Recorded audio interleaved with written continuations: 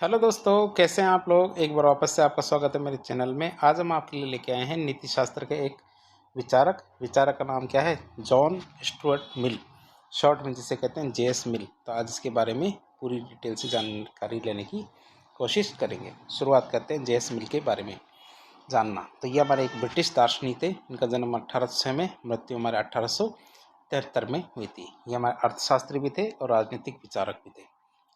साथ ही देखें तो इनको क्यों याद किया जाता है, क्योंकि इन्होंने जेरेमी बेंथम के जो उपयोगितावाद का सिद्धांत था, इसको संशोधित और परिष्कृत रूप में सबके सामने पेश किया था। और यह साफ कहें तो हमारे जो जेरेमी बेंथम थे उनके चेले या शिष्य थे। कौन? जेएस मिल। तो हमारे मिल साहब है, तो ये एक प्रमुख उपयोगितावादी विचारक थे और जेरेमी बेंथम के शिष्य थे। लेकिन उन्होंने जेरेमी बेंथम के सिद्धांत में मूलभूत सुधार किए थे जो जनता ने सुझाए थे। इस चित्र में आप देख सकते हो जेएस मिल की फोटो। अब हम देखते हैं उपयोगितावाद सिद्धांत की स्वीकृति। इन्होंने क्या कहा था कि उपयोगितावाद सिद्धांत बेहतर है, जरूरी है। जेएस मिल क्या कहते, तो मनोवैज्ञानिक सुखवाद, नैतिक सुखवाद और परार्थमूलक सुखवाद, तीनों सुखवाद को स्वीकार करते थे। इसका अर्थ यह है कि बेंथम की तरह ये भी मानते थे कि मनुष्य क्या स्वाभाविक रूप से सुख की तलाश करता है, जिसे हम क्या कहते हैं, मनोवैज्ञानिक सुखवाद। और सुख ही एकमात्र आंतरिक रूप से अच्छा होता है, कि जिन कार्यों को करने से आपको सुख प्राप्त होता है वो कार्य आंतरिक रूप से अच्छे हैं, इसे हम कहते हैं नैतिक सुखवाद। और नैतिक रूप से एक सही कार्य वह है, कि नैतिक रूप से सही कार्य वह है जिससे अधिकतम लोगों का अधिकतम सुख सुनिश्चित होता है, जिसे हम कहते हैं परार्थमूलक सुखवाद। तो ये तीनों में स्वीकार करते थे। तो हमारे जेरेमी बेंथम के द्वारा दिया गया जो दबाव का सिद्धांत था, तो उसमें 4 दबाव बताए थे जेरेमी बेंथम ने। तो जेएस मिल ने उसमें एक और दबाव जोड़ दिया, आंतरिक दबाव। तो ऐसे करके दबाव के सिद्धांत को व्यापक करने का प्रयास किया। तो बेंथम की तरह मिल भी मनोवैज्ञानिक सुखवाद और परार्थमूलक सुखवाद के बीच के विरोधाभास को स्वीकार करते हैं। वो ये कहते हैं मनोवैज्ञानिक सुखवाद और परार्थमूलक सुखवाद में विरोधाभास तो है, कि यदि व्यक्ति स्वार्थी है तो वह दूसरों के लिए कार्य क्यों करेगा। यही हमारे मनोवैज्ञानिक सुखवाद और परार्थमूलक सुखवाद का विरोधाभास है। और इस विरोधाभास को दूर करने के लिए मिल ने बेंथम के द्वारा दिए गए 4 दबाव थे, भौतिक, सामाजिक, राजनीतिक और धार्मिक, इन चारों दबाव को स्वीकार किया। और ये दबाव के व्यक्ति को बाहरी रूप से दूसरों के हित के लिए कार्य करने के लिए प्रेरित करते हैं। ये चारों दबाव क्या करते हैं, व्यक्ति को बाहरी रूप से दूसरों के हित के लिए कार्य करने के लिए प्रेरित करते हैं। हालांकि मिल का महत्वपूर्ण योगदान यह है कि वो 5वां दबाव, जिसे आंतरिक दबाव कहते हैं, इसको भी स्वीकार करते हैं, जिसे विवेक या फिर मानवता की भावना कहा जाता है। जो उन्होंने 5वां दबाव का बताया, आंतरिक दबाव, इसे वो क्या कहते थे, विवेक या मानवता की भावना कहते थे। मिल के अनुसार जब व्यक्ति दूसरों के हित के लिए कार्य करता है तो उससे क्या एक आंतरिक संतुष्टि और सुख महसूस होता है। मिल ये कहते हैं कि जब व्यक्ति क्या दूसरों के हितों के लिए कार्य करता है तो उससे क्या होता है, एक आंतरिक संतुष्टि और एक सुख महसूस होता है। और यह उच्चतर मानसिक सुख होता है। ये कैसा सुख होता है? उच्चतर मानसिक सुख होता है। इसी तरह जब वह दूसरों के दुख को दुख में देखता है तो उसे भी दुख होता है, जिसे हम कहते हैं सहानुभूति। इसलिए मनुष्य दूसरों के सुख में अपना सुख देखता है और अधिकतम लोगों के अधिकतम सुख के लिए कार्य करता है। मनुष्य क्या करता है? अधिकतम लोगों के अधिकतम सुख के लिए कार्य करता है। क्यों? क्योंकि मनुष्य क्या दूसरों के सुख में अपना सुख देखता है, इसीलिए वह क्या अधिकतम लोगों के अधिकतम सुख के लिए कार्य करता है। क्यों? क्योंकि यह क्या है, उसे आंतरिक रूप से संतुष्टि देता है। यह क्या करता है? उसे आंतरिक रूप से संतुष्टि देता है और आंतरिक अपराध बोध से बचाता है। यह क्या है? उसे आंतरिक रूप से संतुष्टि देता है और आंतरिक अपराध बोध से बचाता है। यह आंतरिक दबाव उपयोगितावाद को केवल स्वार्थ और बाहरी भय से परे ले जाता है। यह आंतरिक दबाव क्या करता है? उपयोगितावाद को केवल जो स्वार्थ और जो बाहरी भय है इससे दूर लेके जाता है। अब हम बात करेंगे उत्कृष्ट सुखवाद की। जो हमने जेरेमी बेंथम थे, ये क्या है, निकृष्ट सुखवादी थे, जबकि हमारे जेएस मिल क्या थे, उत्कृष्ट सुखवादी। तो बात करें उत्कृष्ट सुखवाद या उत्कृष्ट सुखवादी क्या होते हैं।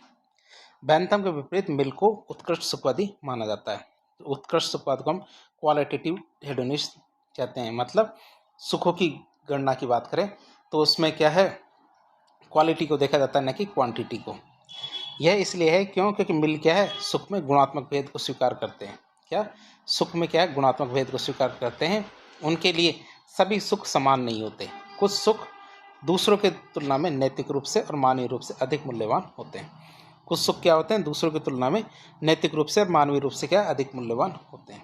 सुख जो हमारे जेरेमी बेंथम वो जेएस मिल ने क्या कहा कि एक संतुष्ट सुअर से एक असंतुष्ट मनुष्य बेहतर है, और संतुष्ट मूर्ख से एक असंतुष्ट सुकरात बेहतर है।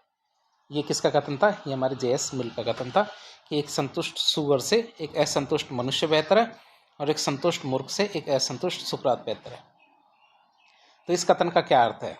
जो ये कथन दिया था जेएस मिल ने, इस कथन का अर्थ है कि हमारे बौद्धिक और नैतिक और कलात्मक सुख, ये बौद्धिक, नैतिक और कलात्मक सुख है, ये हमारे शारीरिक और निम्न सुख होते हैं, उनसे गुणात्मक रूप से बेहतर होते हैं। तो हमारे बौद्धिक, नैतिक और कलात्मक सुख क्या होते हैं? जो मनुष्य ही अनुभव कर सकता है, उन्हें हम बौद्धिक, नैतिक और कलात्मक सुख कहते हैं। जबकि शारीरिक और निम्न सुख मतलब जो जानवर भी अनुभव कर सकते हैं, उनकी बात करें तो उनसे बेहतर होते हैं। भले ही उच्चतर सुखों को प्राप्त करने के लिए अधिक प्रयास और कभी कभी दुख भी उठाना पड़े तो उठाना चाहिए। तो जेएस मिल का स्वतंत्रता का सिद्धांत की बात करें, जेएस मिल ने स्वतंत्रता का सिद्धांत दिया। जेएस मिल स्वतंत्रता के एक प्रबल समर्थक थे। उनकी पुस्तक थी ऑन लिबर्टी। उस पुस्तक में उन्होंने स्वतंत्रता का सिद्धांत दिया। उनके अनुसार स्वतंत्रता का उद्देश्य क्या है? मिल का मानना था कि व्यक्ति की स्वतंत्रता, विशेष रूप से विचार और अभिव्यक्ति की स्वतंत्रता, स्वतंत्रता भी कैसी? विचार और अभिव्यक्ति की स्वतंत्रता व्यक्तिगत विकास और सामाजिक प्रगति के लिए बहुत ज़्यादा जरूरी है। यदि सामाजिक प्रगति करनी है और व्यक्तिगत प्रगति करनी है तो व्यक्ति की स्वतंत्रता होनी चाहिए, खासकर कौन सी? विचार और अभिव्यक्ति की स्वतंत्रता। तो उन्होंने स्वतंत्रता का वर्गीकरण किया और स्वतंत्रता का वर्गीकरण करके उसे दो भागों में बांटा। कौन कौन सी? पहले आती विचारों और वाद विवाद की स्वतंत्रता। पहला क्या आता है? विचारों और वाद विवाद की स्वतंत्रता, मतलब freedom of thought and discussion. तो जेएस मिल के अनुसार विचारों पर पूर्ण प्रतिबंध नहीं लगाया जाना चाहिए। क्या? जेएस मिल के अनुसार क्या? विचारों पर पूर्ण प्रतिबंध नहीं लगाना चाहिए। प्रत्येक व्यक्ति को अपने विचारों को व्यक्त करने का पूर्ण अधिकार है। प्रत्येक व्यक्ति को क्या है? अपने विचारों को व्यक्त करने का पूर्ण अधिकार है, भले ही वे विचार कितनी भी क्या अलोकप्रिय या असंगत क्यों न हो, तो उसे, लेकिन उसे क्या अपने विचारों को व्यक्त करने का पूर्ण अधिकार होना चाहिए। उनका तर्क था कि विचारों को मुक्त आदान प्रदान सत्य की खोज के लिए बहुत ज़्यादा जरूरी है। यदि आप सत्य की खोज करना चाहते हो तो इसके लिए सबसे मस्ट चीज़ कौन सी है? कि विचारों का मुक्त आदान प्रदान होना। यदि कोई विचार गलत है तो वाद विवाद से उसकी गलती साबित अपने आप ही हो जाएगी, लेकिन ऐसा नहीं है कि उसके विचार को व्यक्ति ना करने दिया जाए। यदि वह सही है तो अपने आप ही विजय हो जाएगा, और यदि उसमें आंशिक रूप से सत्यता है तो मौजूदा सत्य और समृद्ध हो जाएगा। तो इस तरह से उन्होंने बताया कि विचारों और वाद विवाद की स्वतंत्रता मिलनी चाहिए। दूसरा आना चाहिए कार्य की स्वतंत्रता, फ्रीडम ऑफ एक्शन। तो मिल क्या है? कार्य की स्वतंत्रता को भी स्वीकार करते हैं। जेएस मिल क्या करते हैं? कार्य की स्वतंत्रता को स्वीकार करते हैं, लेकिन इस पर कुछ प्रतिबंधों की अनुमति देते हैं कि कार्य की स्वतंत्रता होनी चाहिए, लेकिन कुछ प्रतिबंधों के साथ। और इसे पुनः दो श्रेणियों में बांटा जा सकता है। एक तो वो कार्य जो स्वयं को प्रभावित करते हैं, दूसरे वो कार्य जो दूसरों को प्रभावित करते हैं। तो पहले वो कार्य आते हैं जो स्वयं को प्रभावित करते हैं। तो मिल के अनुसार इन कार्यों में व्यक्ति को पूर्ण रूप से स्वतंत्रता होनी चाहिए। जो स्वयं को प्रभावित करते हैं, ऐसे कार्यों में व्यक्ति को पूर्ण स्वतंत्रता होनी चाहिए। तो ये वो कार्य होते हैं जो केवल कार्य करने वाले व्यक्ति को प्रभावित करते हैं और सीधे तौर पर दूसरों को नुकसान नहीं पहुंचाते। वे ऐसे कार्य जो कार्य करने वाले व्यक्ति को ही प्रभावित करते हैं और सीधे तौर पे दूसरे को नुकसान नहीं पहुंचाते, उन्हें हम क्या कहते हैं? सेल्फ रिगार्डिंग एक्शंस कहते हैं। क्या कहते हैं उन्हें? सेल्फ रिगार्डिंग एक्शंस कहते हैं। उदाहरण के लिए देखें तो यदि कोई व्यक्ति क्या खाता है, क्या पीता है, कैसे कपड़े पहनता है, कौन सा धर्म मानता है, ठीक है, कि जब तक वो इनके माध्यम से दूसरों को नुकसान न पहुंचाए तो इन पर राज्य या समाज को हस्तक्षेप नहीं करना चाहिए। ये उसकी स्वतंत्रता होनी चाहिए। दूसरा, वे कार्य जो अन्य लोगों को प्रभावित करते हैं, कि वे कार्य जो अन्य लोगों को प्रभावित करते हैं, अदर रिगार्डिंग एक्शंस। तो मिल के अनुसार इन कार्यों पर राज्य द्वारा प्रतिबंध लगाया जा सकता है। इन कार्यों पर क्या है? राज्य के द्वारा प्रतिबंध लगाया जा सकता है। तो ये वो कार्य होते हैं जो सीधे तौर पर दूसरों को नुकसान पहुंचाते हैं और उनके अधिकारों का उल्लंघन करते हैं। तो उन्होंने इसके लिए नुकसान का सिद्धांत दिया कि मिल का प्रसिद्ध कथन है नुकसान सिद्धांत, मतलब हार्म प्रिंसिपल, जो कहता है कि व्यक्ति की स्वतंत्रता पर तभी प्रतिबंध लगाया जा सकता है। जो क्या कहता है कि व्यक्ति की स्वतंत्रता पर तभी प्रतिबंध लगाया जा सकता है जब उसके कार्य से दूसरों को नुकसान पहुंचता हो। उदाहरण के रूप में देखें तो किसी भी व्यक्ति को हम यदि शारीरिक नुकसान पहुंचाना, धोखाधड़ी करना या किसी की संपत्ति को नुकसान पहुंचाना, ये हम नुकसान सिद्धांत के अंदर देख सकते हैं। इन कार्यों को नियंत्रित करने के लिए कानून बनाए जा सकते हैं। तो मिल का जो दर्शन है उपयुक्ततावाद को अधिक परिष्कृत या सुधारता है और स्वतंत्रता के महत्व पर जोर देता है। विशेष रूप से देखें तो व्यक्तियों को अपने स्वयं के जीवन और मूल्यों को विकसित करने की अनुमति देने के मामले में। क्यों? क्योंकि उन्होंने क्या दिया? स्वतंत्रता का सिद्धांत। तो उन्होंने दो भागों में बांटा स्वतंत्रता के सिद्धांत को। एक तो हमारे क्या है? विचारों और वाद विवाद की स्वतंत्रता, दूसरा हमारे कार्य की स्वतंत्रता। और कार्य की स्वतंत्रता भी दो प्रकार की, वे कार्य जो स्वयं को प्रभावित करते हैं, दूसरे वे कार्य जो अन्य लोगों को प्रभावित करते हैं। और अन्य लोगों को प्रभावित में भी नुकसान नहीं करनी चाहिए, कम से कम वो ऐसे कार्य नहीं होने चाहिए। तो हम देखेंगे जेरेमी बेंथम और जे.एस. मिल की यदि सिद्धांतों में तुलना करने की बात की जाए तो दोनों में तुलना करते हैं।